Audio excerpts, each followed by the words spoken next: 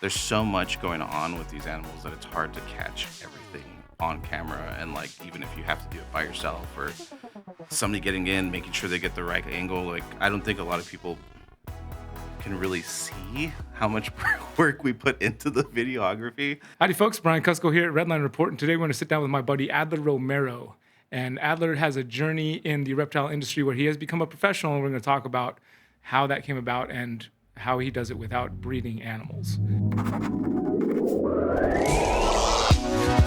Adler, What's up? hi. It's been a while. Has it been a while since I mean, you've seen me, or I think no, I mean, I saw you in January, but March Tinley? no, we did see each other March 10th. Yeah. Yeah, we did. Yeah. I'm like, wow. But it seems like forever. Yeah. I think just because like in shows we're so busy with everything else going on, but I mean like actual like good just sitting down hanging out. Like that's my favorite with you. I mean, that was probably one of my best weeks I had in a while when I went to go stay with you and the family and we just hung out. So it's always nice. It's just, it's calm around you. I mean, we can be wild together, but it's usually just a chill, good time and so that's why you're one of my favorite people. I've been out for some wild stuff too. But like you wrestling at the show. Like I hurt my wrist so bad I was out of commission on doing like anything with my wrist for like 2 months. And I didn't think it was that bad, but it's the part of getting old. yeah, and jujitsu is dangerous. It's not just like I just do jujitsu. It's like somebody's trying to rip your arm off. Yeah, no, remembering like back when I was in my 20s and training and then just doing that 6-minute round, that wiped me. I'm like, how did I keep up with this when I was younger? Like it's just... It showed that you were training when you were going like right when you guys first started, like your step, your movement, the way your body was moving, and you were like doing these steps. I was like, oh, this guy. This is not his first time. Yeah. No, it's just my conditioning was so bad. Like after 2 minutes, I was like, is this done yet? Like, so 6 minutes, that really wiped me. But it was fun. I mean, honestly, my buddy Dustin, who I went up against, like, he's tough as nails. And I know I could have had him at one point, but I know Antoine was trying to make sure we were all safe and everything. And so I had a rear naked choke, and I was about to crank. And I look over at Antoine, and he's like, no. And so I asked him afterwards. He said that Dustin's knees were turned out a certain way where if I would have ripped it, like it could have been bad for him. So yeah, I saw that. either way, it was fun. And, we ended up in a draw, but we lasted the full 6 rounds. So, but it was. We gassed by the end. You have been now or are about to be full-time in the reptile industry?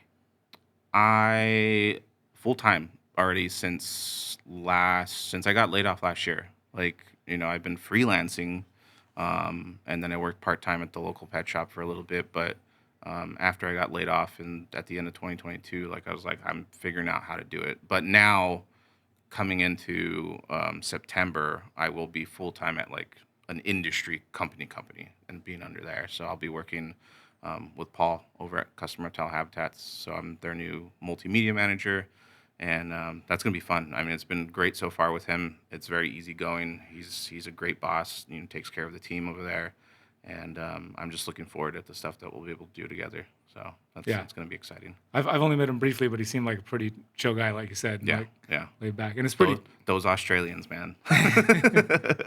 Yeah, no, he's really cool. So walk me through. So how did you first like come into the reptile hobby? How long have you been keeping like exotic animals or reptiles? Like what did that look like for you? So, I mean, animals in general, me and my wife have always been animal people, more so her than me. I mean, I didn't really grow up with too many animals, but I've always knew I loved them. I just never had the opportunity to own them. So it was 2021, July 2021. We were at a local farmer's market, and a friend at the time who we had become friends with, she sold me my first ball python, and I started seeing your channel pop up, and just kind of started falling in love with the community and who was there, who was a part of it. I know I had tried to meet you a couple times, and this was before I knew you were. We've had the conversation. You're like, I'm not too big on small talk. Like, you're like, I want to know you. So it was after joining your Patreon and then just offering, hey, can I help? And we really got to click. Like, things just kind of snowballed from there. Like I got to meet you, hang out with you, and start making the connections with everybody. So even though I've only been in here, what, 3 years now, I feel like I've been in here longer. And I think it's just because the quality time I've got to spend with you and others like Garrett or some of our other friends like Lucas and just everybody that we're attached to. It's kind of been a crazy, crazy ride. But I wouldn't change it for the world. Like it's meant so much to me, you know. So And I think it's pretty awesome that you went from. I think it's. I mean, your story of where you're at right now mhm. versus. I mean, you just like you said, you got laid off from your regular job, and that I know that was super tough. But you've been able to make your way in those just short few years to where you are full time, not necessarily breeding animals, which is Yeah, why I think a lot of people, they come and they're like, oh, I want to have a animal breeding business and be part of this industry. I think the thing that I really love your story to help other people with that are looking to maybe work full time in the industry is that you yeah. don't have to be an animal breeder and that be your trade. I think a lot of that comes from just influence, and not that anybody's purposely being like, you have to breed, but I see a lot of newcomers coming in. I don't know how to make a name for myself. Well, one, you just got to show up. Like, go to the shows. That's how I met you. That's how I met everybody. And again, it's I'm not the only one that feels like I've been in here for so long. It's everybody's like, I see you everywhere. But on top of that, what's your unique perspective that you can bring to the table? Like I knew right away, I was like, I don't have anything to breed. I'm growing, raising all mine up from babies, but I still want to make an impact. I still want to because I know from freelancing for so long, nobody's gonna buy from you if they don't know you. So show up. That's the biggest thing.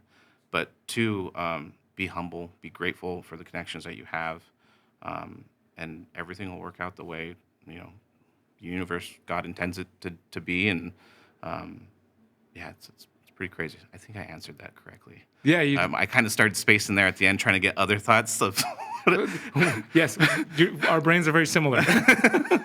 because I'm like, there's something else I know I want to say, but then it kind of teetered off as I continued and went further.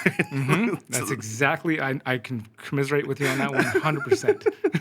I literally start off my question with something, then I go into something else that I didn't start with. Yeah, yeah. oh, now I remember. There we go. Second point. Yeah, so find the unique offering that you have. Like I know you and a couple others. Like there's very few of us that do really like high quality video work. And so I saw that there was a need for it because like you can only do so much, I can only do so much, and whoever else is doing it can only do so much. So I was like, what else do I bring to the table? Like my 3D graphics, graphic design, all that stuff. And so yeah, anybody coming in, they should kind of just find that unique flair that they have. It doesn't have to be breeding, but you having the passion for the animals, there's always opportunities elsewhere to make an income and make a living from it. Like my biggest thing for my background with 3D art and 3D printing and stuff is I feel like there's still so much as far as husbandry accessories that can be out there that somebody just needs to get a little crafty, get a 3D printer and start prototyping those things. And then eventually when you're ready to put it out to market, find a factory to build it. But like there's a lot of technology out there that allows us to do more than just focus on breeding. And not that there's anything wrong with that, but when people don't have 3, 4 years to wait, but they want to be in this, there's still opportunities there for them to find. So, Yeah, and there's like I said, it's fresh for that. Like Chris Sexton with the stuff he's doing, hmm and then even with Jordan with his new enclosures that he's doing, they're different. yeah, They haven't been done like that. But I mean, enclosures have existed for decades. yeah. And I But mean, his are like commercial grade. They're gonna freaking last you for years. Like yeah, so it's really unique to see those small. Um, they might be subtle differences in a niche, but it's their unique style, their unique brand. But yeah, I agree. I yeah, agree. and people can take that whatever that is, even if it's something you think is already there. It's just like that little tweak. What like you said, whatever you have to add to it that might make it just a little bit better. Yeah. It will eventually lead to being a little even different down the road of wherever you go with it. But I just really want to drive home that idea that you don't have to become a full time breeder to become a full time reptile industry professional. Yeah, yeah.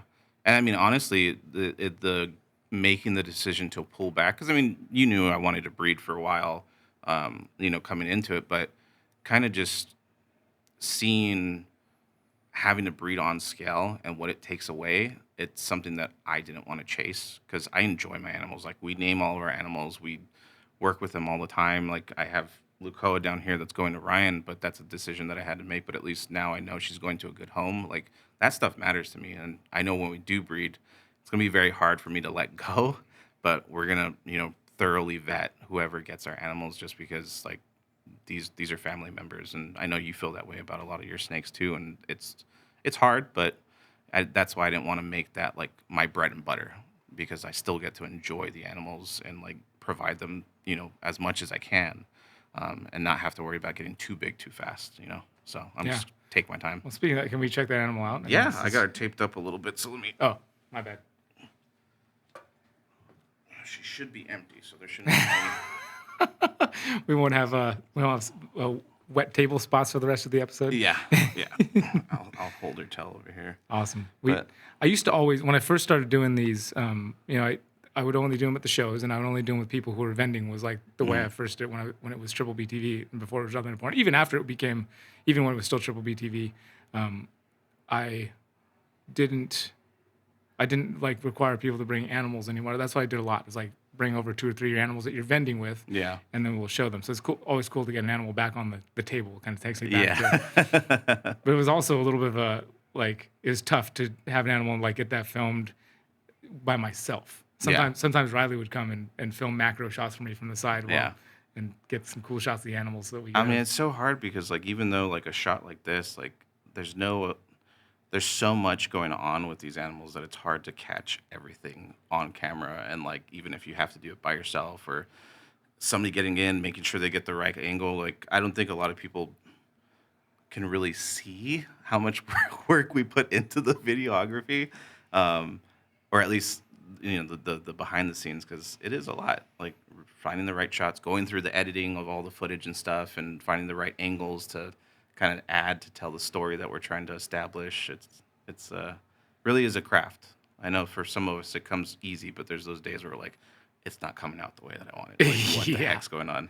Put a whole day of filming into it. And you're like, I didn't get the shot that I was imagining in my brain. But yeah, but maybe I'll have to bring back somebody holding the camera off to the side and make it a requirement that you have to bring an animal to the show, because it is really what at the core. Even though it's cool, we've been talking about what you could do without having to. This is why we're here. Yeah, this is why we're here. Yeah. It's from the animals. I mean, all the things that you might end up doing in the industry, even if it's all comes back to being animals and related to how it works. Yeah. Or what it's doing for the animals. Yeah.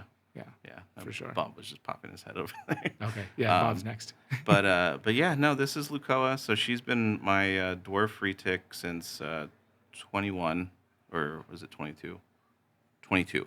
I got her from Andrew Acevedo, and she's been my baby. But with the move to Ohio, we had to, think about, some animals to move. And luckily, she's going to Ryan McVeigh, and I know he's going to take good care of her, and I can still visit her. So it's like, it's a home that I'm not saying to forget forever goodbye, but I still get to watch and see her progress and grow. Totally. She's 4 years old, about 8 feet, and she can breed if we want her to, but I wasn't pushing her. I guess Ryan knows a little bit about reptile keeping. He could probably a handle it. little bit, a little bit. He's a 16-foot retic at home, so I think he'll be okay. Awesome, dude. Well, hey, Adler, I appreciate you coming, sitting down, and sharing a little bit of the story, man. Is there anything that you wanted to share with folks before we wrap? Yeah, if you guys need any logo work, creative design work, and if you can't get this guy in, I'm always open to do video too. You can't get me in. But yeah, if you guys need any help with any of that stuff, when it comes to shows or just your personal brands and businesses, hit me up at AE Foundry on Instagram, or you can email me at aromero@aefoundry.com. But I'm always looking to connect with cool people, make some cool stuff, and just show our love and passion of reptiles together. So It's not that you can't get me because I'm too far up to ground. I just don't have time. I'm sorry. But Adler has a little bit of free time, I think. So throw some businesses away. Yeah. No, I appreciate it, man. Thank you for having me on. Yeah, bro. Until next time. I thank you guys for watching. Make sure you go follow Adler on all his socials. It'll be linked down in the description below. You can follow him on his journey. And like he said, if you need any logos, the guy does quality work. Hit him up and he'll do a good job for you. But other than that, we will see you back here on the Redline Report next Tuesday with an interview with, I think we're having Bob Bledsoe from Green Room Pythons if everything goes swimmingly. But you'll see you'll but we'll see you there either way. Take care. I went to check back on that photo of you flexing. I was like, oh, that's a good one. That's a fun one. What the flexing photo? Yeah. So I'll send it to you later. Where's my thing at? I didn't like that it was reflecting. You know, you got the clear plastic on there. It was reflecting all the stuff. Yeah. So I just put gaff tape all over it, which Yeah. was painstaking, but I did it. And I mean, you can't even really tell in the video either, so. well, you can't tell. Well, you can on the ones that have gone out so far because those were all from Tinley, and I didn't have the gaff tape on it yet. Oh, okay, so you there's see the no back- gaff tape, yeah. Yeah, so if you look at the thing there, it's like you can Slightly see like, reflections. Every time it does a little slight movement, it's like there's just all the reflections of the front booth of Tinley are reflecting off it. And I was like, this is unacceptable. I'm not okay. I would like to say that doesn't bother me, but I'd be the same way. I'd be seeing it in like the corner of my eye. I'm like, no reflections. Yeah. No. All bad. I can't, yeah. It wasn't even the corner, it's like the centerpiece.